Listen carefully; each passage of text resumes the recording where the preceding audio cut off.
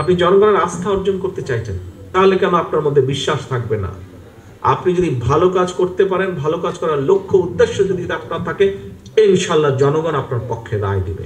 কিন্তু তার জন্য আমাদেরকে পরিশ্রম করতে হবে, কষ্ট করতে হবে, পরিশ্রম করতে কষ্ট করতে হবে। এবং আজকে সারাদিন যেই আলোচনা করেছেন, এটি আজকে এখানে এই ঘর থেকে আর 2-4-5 মিনিটে শেষ হয়ে যাবে। মাগরিবের আজান হয়ে যাচ্ছে এখনই, বা হয়ে গিয়েছে, নামাজ পড়বেন অনেকেই, আমি বক্তব্য শেষ করে দিব। আমার বক্তব্যের পরেই আলোচনা, এই আজকের এই কর্মশালা শেষ। কিন্তু এই যে সারাদিন যে আলোচনাগুলো করলেন, দয়া করে এই সবগুলো আপনার এলাকার প্রতিটি মানুষের কাছে পৌঁছে দিতে হবে।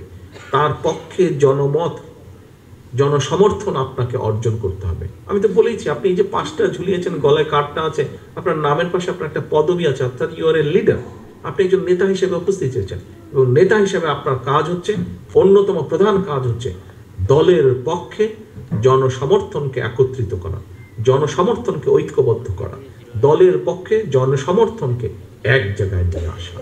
প্রিয় সহকর্মীবৃন্দ, আপনারা স্বৈরাচারের বিরুদ্ধে, অত্যাচার জুলুমের বিরুদ্ধে আপনারা আন্দোলন করেছেন, রাজপথে মিটিং মিছিল সংগ্রাম করেছেন, জনগণকে ঐক্যবদ্ধ করেছেন।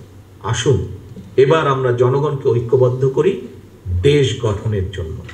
এবার আমরা জনগণকে ঐক্যবদ্ধ করি 31 দফা, বিএনপি তথা গণতান্ত্রিক রাজনৈতিক দলগুলো সকলে মিলে যে 31 দফা দিয়েছে রাষ্ট্র কাঠামো মেরামতের, সেই 31 দফার রাষ্ট্র কাঠামো মেরামতের পক্ষে জনগণকে আমরা ঐক্যবদ্ধ করি।